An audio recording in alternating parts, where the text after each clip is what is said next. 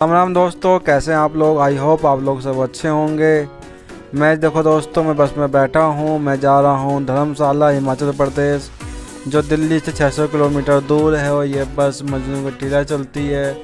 ये बस पूरे 600 किलोमीटर की यात्रा में 11 घंटे लेंगी और उस बस का किराया है कम से कम 600 रुपये। दोस्तों, आप इसको ऑफलाइन ऑनलाइन दोनों बुक कर सकते हैं। जैसे मैंने ऑनलाइन किया था रेड बस से, तो आप रेड बस से भी कर सकते हैं, या फिर आप मजनू के टीले पे आके भी इसको कर सकते हैं दोस्तों। तो मैं पहुंच गया हूं रंगोली ढाबा पे, जहां मेरी बस रुकी है जो दिल्ली से धर्मशाला जा रही है। ये मेरे पीछे रंगोली ढाबा है। ज़्यादातर बसें यहीं पे रुकती है। यहाँ पे आप खाने पीने की चीज़ें खरीद सकते हैं, खा सकते हैं, बैठ के एंजॉय कर सकते हैं। देखो दोस्तों, ये गिफ्ट शॉप है, ये अपना चूरन अचार की दुकान है, और ये मेरी बस है राम दयाल की बस। और ये मैं हूँ दोस्तों। मैं कैसा लग रहा हूँ कमेंट करके ज़रूर बताना दोस्तों। चैनल को सब्सक्राइब करना और लाइक करना, दोस्तों के साथ शेयर करना। देखो दोस्तों, मेरी कितनी बढ़िया बस है। ये फुल AC बस है दोस्तों। इन बसों में एक दिक्कत होती है, जिनको उल्टी आती है उनको जो बहुत दिक्कत होती है, वो पूरा बस में ही बैठे पन्नी में करते रहते हैं, तो बड़ा बुरा लगता है दोस्तों। आप यहाँ पर खड़े होकर फ़ोटो खिंचवा सकते हैं। फ़ोटो अच्छे आते हैं दोस्तों। काफ़ी अच्छा बनाया हुआ रंगोली वालों ने, बेहतरीन जगह है दोस्तों। ये देखो मेरी कितनी बढ़िया बस दिख रही है। मैं जैसे मैं आपको बता रहा था, बस में उल्टी लोग करते हैं, तो जिन लोगों को उल्टी आती है बसों में प्लीज़ AC वाली बसों में ना बैठें, आप दूसरी बस में बैठें। बाकी लोगों को भी स्मेल आती है दोस्तों। ये रंगोली ढाबा है। यहाँ पे आज किसी इनका दोस्तों का बर्थडे है, तो ये बर्थडे सेलिब्रेट कर रहे हैं दोस्तों। और मैं आपके लिए यहाँ ब्लॉग बना रहा हूँ दोस्तों। ब्लॉग कैसा लग रहा है आप कमेंट करके ज़रूर बताते रहिए। चैनल को सब्सक्राइब और लाइक कीजिए दोस्तों। ये मेरी बस है, थोड़ी देर में मेरी बस चलने वाली है दोस्तों। मैं पूरे जर्नी का दिखाऊंगा, दिल्ली से धर्मशाला कहाँ कहाँ बस रुकती है, कहाँ नहीं रुकती है। मैं अपनी पूरा ये जर्नी है दोस्तों। ऐसे आप लोग कभी यहाँ पे आए हो तो कमेंट कर जरूर बताना कि कैसा है मेरा व्यू। देखो दोस्तों, दिल्ली से धर्मशाला का सफ़र करते हुए मैं आपको एक कहानी सुनाने वाला हूँ। इस कहानी से आपको क्या शिक्षा मिलती है, क्या सीख मिलती है, और दोस्तों कमेंट करके ज़रूर बताना मेरे को। दोस्तों, कहानी शुरू करते हैं। हेलो दोस्तों, आज की बुक समरी जेसन फ्राइड और डेविड हेनी हैंसन की किताब रीवर्क पर आधारित है। आज की इस वीडियो में हम जानेंगे कि एक सफल बिजनेस की शुरुआत कैसे करें, और रीवर्क बुक आसान भाषा और एक बेहतर दृष्टिकोण के साथ उन सभी के लिए एक सटीक टूल है जिन्होंने अपने दम पर कुछ करने का सपना देखा है। यह book hardcore entrepreneur, small businesses आदि के लिए बेहद वैल्यूएबल गाइडेंस से भरी हुई एक बेहतरीन किताब है। तो चलिए शुरू करते हैं चैप्टर नंबर 1, जो है scratch your own etch. Author कहते हैं, अमेरिकन ट्रैक कोच बिल बोवेरमैन अपने एथलीट के लिए लाइट वेट और क्वालिटी रनिंग शूज की तलाश में थे, लेकिन जिस क्वालिटी के शूज उनको चाहिए थे वह मार्केट में कोई नहीं बना रहा था। इसलिए उन्होंने खुद अपने वर्कशॉप में रबर और पेपर आयरन की हेल्प से अपने एथलीट्स के लिए शूज बनाए, जो स्ट्रॉन्ग होने के साथ साथ हल्के भी थे। और वो शूज बनाने की प्रोसेस आगे जाके एक कंपनी बनी जिसे आज पूरी दुनिया नाइकी के नाम से जानती है। कुछ ऐसे ही एलिसा ओटिस हर रोज सीढ़ियां चढ़ने से काफी परेशान हो गए थे, इसीलिए उन्होंने एलिवेटर यानी लिफ्ट को इन्वेंट किया, जो आज हम सब की डेली नीड बन चुकी है। अब ये दोनों एग्जाम्पल में आप नोटिस करें तो आपको एक चीज कॉमन देखने को मिलेगी कि हर इंसान को पहले अपनी लाइफ में कुछ इच यानी प्रॉब्लम्स हुई, फिर उन्होंने अपने इच को खत्म करने के लिए सॉल्यूशन फाइंड किया, और वो सॉल्यूशन ही उनका बिजनेस बन गया। सेम इसी तरह आप भी नोटिस करो अपनी डेली लाइफ में कि आपको क्या प्रॉब्लम्स फेस करनी पड़ती है और कैसे आप उस इच को अच्छा प्रोडक्ट बना के स्क्रैच कर सकते हो। यानी कि बिजनेस स्टार्ट करने का सबसे इजी और बेस्ट तरीका है एक ऐसा प्रोडक्ट बनाना जिसकी आपको खुद ज़रूरत हो। चैप्टर नंबर 2 है, don't be afraid of mistakes in work, यानी काम में होने वाली गलतियों से डरे नहीं। ऑथर कहते हैं, कोई भी काम करना इसलिए बंद ना करे या फिर शुरू करने के लिए इसलिए ना झिझके कि आपसे गलतियां होंगी, बल्कि आपके मस्तिष्क में जब यह विचार आए तो इसे इस तरह सोचे कि मिस्टेक्स आपकी लर्निंग प्रोसेस का एक हिस्सा है, इससे ज़्यादा कुछ भी नहीं। हमारे पास ऐसे कई बहाने होते हैं जिनका यूज हम अपने कंफर्ट जोन से बाहर के कामों को करने से बचने के लिए करते हैं, जैसे हमारे पास पर्याप्त समय नहीं है। इस तरह के बहाने हम अक्सर फेलियर से बचने और अपने अहंकार परिवार को बचाने के लिए करते हैं। इस बात की आपको कई बार सलाह भी मिलती होगी कि फला इंसान ने यह काम किया था और देखो वो आज बर्बाद होगी। इसी बारे में यह बुक हमें सिखाती है कि दूसरे लोगों ने जो किया है वह आपसे अलग सरकमस्टांसेस और माहौल में किया या सीखा है, इसीलिए उसका पालन करने की आपको आवश्यकता नहीं है। उनकी सीखों को अपने नियम बनने की अनुमति ना दें। उनके आधार पर यह तय ना करें कि क्या काम करेगा और क्या नहीं, क्योंकि दूसरे लोगों की गलतियां आखिर दूसरे लोगों की ही गलतियां हैं। उनका आपसे कोई लेना देना नहीं है। आप अपनी असफलताओं से ज़्यादा अपनी सफलताओं से सीखते हैं। सफलता से आप जानते हैं कि क्या काम करता है, इसलिए आप सफलताओं को बार बार दोहरा सकते हैं। लेकिन असफलताएं आपको ये सिखाती है कि क्या काम नहीं करना है। किसी दूसरे की सफलता आपको यह नहीं बता सकती, इसलिए आपको यह समझना बेहद महत्वपूर्ण हो जाता है कि सक्सेस पाने के लिए फेलियर का आना जरूरी नहीं है। यह बुक आपको बहुत ज़्यादा टेंशन लेने की बजाय आपको सबसे इम्पोर्टेंट काम पर फोकस करने के लिए सक्षम बनाती है। चैप्टर नंबर 3 है don't stick to your earlier plan and make changes in it on time, यानी अपनी पूर्व इच्छा पर अडिग ना रहकर उसमें समय समय पर बदलाव करें। ऑथर कहते हैं अगर आप बड़े बड़े प्लान बनाते हैं और फिर उन पर अडिग रहते हैं तो आपका भविष्य मुसीबत में पड़ सकता है। आप इन बड़े प्लान्स को प्लान्स ना कहकर इन्हें स्ट्रेटेजिक प्लान यानी युक्तिपूर्ण योजना कह सकते हैं। ये वास्तविकता में यही होते हैं। मान लीजिए आपने स्ट्रेटेजिक प्लान बनाए ताकि आपको दिशा की स्पष्ट कल्पना रहे कि आपको किस ओर जाना है। आज आपने जो भी प्लान बनाया है वह फ्यूचर में रिलीवेंट होगा या नहीं, यह हम पहले से ही अनुमान नहीं लगा सकते, क्योंकि समय समय पर इसमें बदलाव आवश्यक होते हैं ताकि आप फ्यूचर में आने वाली उन दिशाओं में आगे बढ़ना जारी रख सकें जो उस समय सबसे ज़्यादा परफेक्ट होगी। यहाँ आपको बहुत से ब्रांड्स के बारे में जानना जरूरी है जिन्होंने अपना बिजनेस शुरू तो किसी दूसरे काम से किया था, लेकिन आज वे उससे बिल्कुल अलग बिजनेस में हैं। वे अब दुनिया के सबसे बड़े ब्रांड्स बने हुए हैं। इनमें से सबसे जाना पहचाना अमेजोन का है, जिन्होंने बुक बेचने से अपना बिजनेस शुरू किया, लेकिन आज अमेजोन सब कुछ बेचता है।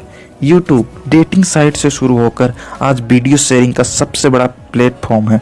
नेटफ्लिक्स ने अपना कारोबार डीवीडी रेंट पर देने से शुरू किया था, लेकिन आज वह ऑनलाइन स्ट्रीमिंग के बिजनेस में है। इसी तरह नोकिया एक पेपर मिल से शुरू होकर आज मोबाइल डिवाइस बिजनेस में है, और स्टारबक्स ने कॉफ़ी बीन्स से शुरू करके आज ड्रिंक बिजनेस में है।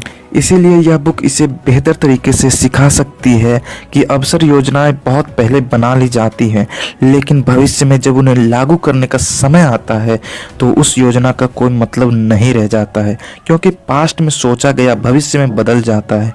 इसलिए कहते हैं कि परिवर्तन संसार का नियम है। चैप्टर नंबर 4 है start A business not a startup.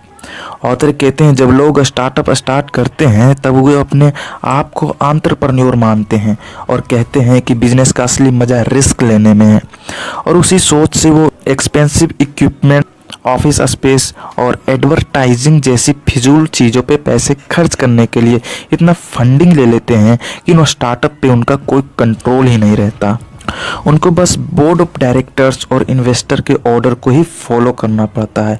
माना कि दूसरों के पैसा उड़ाना कूल लगता है, लेकिन आपको विजन तो था कस्टमर की प्रॉब्लम सॉल्व करने की, पर इस उड़ाने वाले माइंडसेट से आपके उस विजन का कंट्रोल दूसरे के हाथों में चला जाता है। यानी कि आप कस्टमर की चाहत की बजाय इन्वेस्टर की चाहत के मुताबिक डिसीजन लेंगे, जो कुछ लोगों के लिए मेंटल स्ट्रेस भी बन जाता है, जो सही नहीं है। इसीलिए ऑथर कहते हैं कि आप ये सब सिर्फ सुनने में कूल लगने वाले स्टार्टअप और एंटरप्रेन्योर जैसे शब्द को भूल जाएं और अपने आप को एक बिजनेसमैन की तरह देखें। ऑथर आगे कहते हैं कि बिजनेस स्टार्ट करने के लिए आपको डिग्री, सर्टिफिकेट, महंगे सूट और लग्जरी ऑफिस की कोई ज़रूरत नहीं है। आप जो भी स्टार्ट करना चाहते हो डे 1 से ही अपने काम को बिजनेस की तरह देखो, और आपके पास जो भी चीज़ें अवेलेबल हैं उसी से स्टार्ट करो और धीरे धीरे एंड्रॉयड वर्जन की तरह अपडेट करते जाओ। जेसन फ्रीड कहते हैं कि जब आप पहली बार पब्लिक स्पीच देने जाओ तब डायरेक्टली 10,000 लोगों के सामने देने से बेहतर है कि पहले सिर्फ 10 लोगों के सामने ही स्पीच दी जाए, जिससे कि आपको इम्प्रूव होने का चांस मिले और आपकी इमेज भी अच्छी बनी रहे। यानी कि फंडिंग लेके पहली बारी एक साथ लाखों लोगों तक अपनी प्रोडक्ट पहुंचा के बेचने से बेटर है कि पहले थोड़े लोगों से ही स्टार्ट किया जाए, जिसका बेस्ट एग्जांपल है राधा किशन दमानी, जिन्होंने डी मार्ट का फर्स्ट स्टोर 2002 में मुंबई के पोवई में स्टार्ट किया था और धीरे धीरे एक स्टोर के प्रॉफिट से दूसरा और दूसरे के प्रॉफिट से तीसरा ऐसे स्टोर खोलते गए और आज इंडिया में डी मार्ट के 200 से भी ज़्यादा स्टोर प्रॉफिटेबल ग्रो हो रहे हैं। डी मार्ट के founder Radha Kishan Damani India top 10 richest person में शामिल है। कहने का मतलब यही है कि हमें एंटरप्रेन्योर वर्ड को थोड़ा डाउन टू अर्थ करके स्टार्टर से रिप्लेस करना चाहिए, जो सबको बहुत ही कम चीज़ों से छोटा ही सही लेकिन खुद को बिजनेस स्टार्ट करने के लिए इनकरेज करे। चैप्टर नंबर 5 है don't be a workaholic about your work, यानी अपने काम में डूबे मत रहो। ऑथर कहते हैं कि मैं जब भी कहीं ये सुनता हूँ कि 24 घंटे में से 19 घंटे अपने काम को करते हुए बिताओ तो मुझे कपकपी सी चढ़ने लगती है। उस समय मैं स्वयं को एनर्जेटिक ना महसूस करके डरा हुआ सब महसूस करने लगता हूँ। फिर सोचने लगता हूँ कि अगर मुझे इतना ही काम करना है तो फिर वह सब कब और कैसे करूँगा जो बड़े लोग करते हैं, जैसे दुनिया की सैर, योग, ध्यान, अपने स्वयं के बारे में जानने के लिए ढेर सारी पुस्तकें पढ़ना, नए नए दोस्त बनाना, नए नए चीज़ों के बारे में जानना और उनको सीखना। इसी तरह के वो सभी काम जो आप सोचते हैं, इस बारे में यह बुक सिखाती है कि आप वर्कaholic बनकर जितना सॉल्यूशन निकालते हैं उससे कहीं ज़्यादा तो आप समस्याएं पैदा करते हैं। वर्कaholic इंसान अपने इंटेलिजेंस की कमी को छुपाने के लिए ज़्यादा ताकत का प्रयोग करते हैं। वे ऐसा स्वयं को अच्छा महसूस कराने के लिए भी करते हैं, ना कि समस्याओं को सुलझाने के लिए। यदि आप भी यह मानते हैं कि वर्कaholic होना एक अच्छा गुण है तो आप यह नहीं जानते होंगे कि आपकी इस समय असल में वास्तविक समस्याएं क्या है। हाँ, यह लोग इतनी मेहनत कभी कभी इसलिए भी करते हैं ताकि दूसरों को नीचा दिखाया जा सके और वे यह साबित कर सके कि वास्तव में उनसे ज़्यादा डेडिकेशन से यह काम कोई और नहीं कर सकता। ऑथर लिखते हैं कि आवश्यकता पड़ने पर ही इतनी कड़ी मेहनत करें, ना कि हर समय, वरना आप एक मशीन से ज़्यादा कुछ भी नहीं होंगे। चैप्टर नंबर 6 है start at the epic centre, यानी मुख्य बिंदु से शुरू करें। ऑथर कहते हैं जब भी आपको बिजनेस स्टार्ट करना हो तो एपिक सेंटर से स्टार्ट करें, जिसका मतलब है सबसे ज़रूरी चीज़ पर फोकस करें। जैसे अगर आप रेस्टोरेंट शुरू करना चाहती हो तो सबसे ज़रूरी चीज़ कौन सी होगी, टेस्टी फूड या शानदार फर्नीचर? सबको पता है कि फूड बहुत अच्छा होना चाहिए, तो यहाँ फूड एपिक सेंटर हुआ। आपको पता ही होगा कि अगर फूड आइटम अच्छी होती है तो लोग सड़क किनारे से भी खरीद कर खाते हैं, लेकिन बहुत से लोग उल्टा करने लग पड़ते हैं।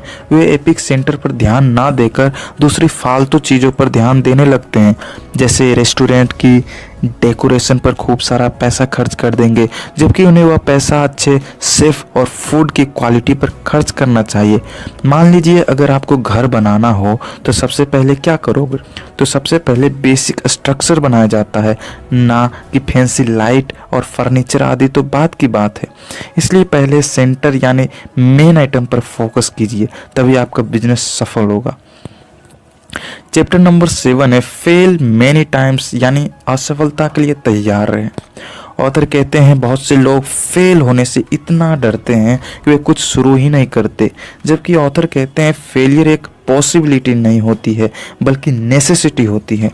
हर सफल आदमी के पीछे बहुत से फेलियर होते हैं जो लोगों को नज़र नहीं आते, इसलिए आप फेल होने से मत डरिए, बल्कि यह सोच बनाइए कि मैं बार बार फेल होने के लिए तैयार हूँ। हर फेलियर आपको कुछ ना कुछ सिखा कर जाएगा, बस उस सीख को अपना कर अपनी गलती को सुधारिए और अपने प्रोडक्ट आदि को इम्प्रूव कीजिए, लेकिन हमेशा आगे की ओर बढ़ते रहिए।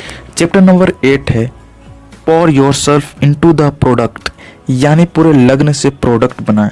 अमेरिका में $1 बिलियन ऑनलाइन शू रिटेलर कंपनी जापोस शूज़ बेचती है, जो नज़दीकी स्टोर पर भी मिलते हैं, लेकिन फिर भी लोग जापोस.com से ही शूज़ खरीदना पसंद करते हैं, क्योंकि उन्होंने कस्टमर सर्विस एक्सपीरियंस को ही अपनी कंपनी का एक पार्ट बना लिया है, जहां कॉल करने पर एम्प्लॉयज रोबोट की तरह स्क्रीन में बात करने की बजाय अपने कस्टमर के साथ ऐसे बातें करते हैं जैसे कॉल पर उनका कोई खास दोस्त हो।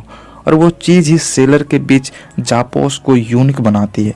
ऑथर कहते हैं कि आपके प्रोडक्ट को कॉपी कैट होने से बचाने का बेस्ट तरीका है आपकी पर्सनालिटी को ही आपके प्रोडक्ट का एक पार्ट बनाया जाए, यानी कि कस्टमर को एडवर्टाइजिंग से लेकर सर्विस तक हर एक चीज़ में आपकी पर्सनालिटी दिखनी चाहिए। जैसे एक एप्पल की बिलीफ सिस्टम एप्पल स्टोर से लेकर उनके प्रोडक्ट को पिकअप करने वाले बॉक्स के डिजाइन में भी दिखती है। आपको पता होना चाहिए कि टेक की दुनिया में सबसे ज़्यादा लॉयल फैन यानी कस्टमर एप्पल के पास हैं, जो एप्पल के प्रोडक्ट के लिए मुंह मांगी कीमत देने के लिए भी तैयार होते हैं। ऑथर आगे कहते हैं 24/7 आज के टाइम में कस्टमर को लॉयल बनाने का बेस्ट तरीका है उनको एजुकेट किया जाए। जैसे वर्ल्ड की कई फेमस मैन्युफैक्चर कंपनी उनके कस्टमर को एजुकेट करती है, उनको फैब्रिक और क्लोथिंग सेंस सिखाती है, उनको बिहाइंड द सीन ले जाकर जीन्स बनाने की पूरी प्रोसेस और फैक्ट्री टूर कराती है, जिससे कस्टमर्स और उनकी ब्रांड के बीच एक इमोशनल कनेक्शन बन जाता है और ऐसे ही वह कस्टमर लॉयल कस्टमर में कन्वर्ट हो जाते हैं। आपके कस्टमर को बताने या सिखाने से आपको कोई भी नुकसान नहीं होने वाला, क्योंकि वर्ल्ड के ग्रेटेस्ट कुक भी अपनी रेसिपीज लोगों के साथ शेयर करते हैं, लेकिन फिर भी दूसरे कुक उनको कॉपी नहीं कर पाते, क्योंकि वो रेसिपीज उनकी पर्सनालिटी का एक पार्ट है। आपके कंपटीटर से आगे जाने से बेहतर है कि आप समझदारी से उस कंपटीशन को ही खत्म कर दे, जैसे स्टीव जॉब्स ने किया। जब दूसरे टेक लीडर्स गीगाहर्ट्ज, मेमोरी और प्रोसेस की बातें कर रहे थे, तब स्टीव जॉब्स ने आईपैड को 1000 songs in your pocket statement से लॉन्च करके कंपटीशन को ही खत्म कर दिया और आईपैड मार्केट में हिट हो गया। आपकी प्रोडक्ट को मार्केट में सबसे यूनिक बनाने के लिए आपकी पर्सनालिटी को ही आपके प्रोडक्ट का पार्ट बना दे, क्योंकि आपके कंपटीटर आपकी प्रोडक्ट कॉपी कर सकते हैं लेकिन आपकी पर्सनालिटी नहीं। चैप्टर नंबर 9 है अवॉइड मीटिंग्स, यानी ज़्यादा मीटिंग ना करें। ऑथर कहते हैं बेवजह की मीटिंग्स दूसरों का बहुत सा समय वेस्ट करती है। ज़्यादातर लोग मीटिंग्स में सिर्फ अपना ओपिनियन रखने के लिए आते हैं, वे दिखाना चाहते हैं कि वे बहुत महान सोचते हैं, लेकिन इस तरह सब लोग अपना अपना ओपिनियन रखते हैं और बहस करके टाइम वेस्ट करते हैं।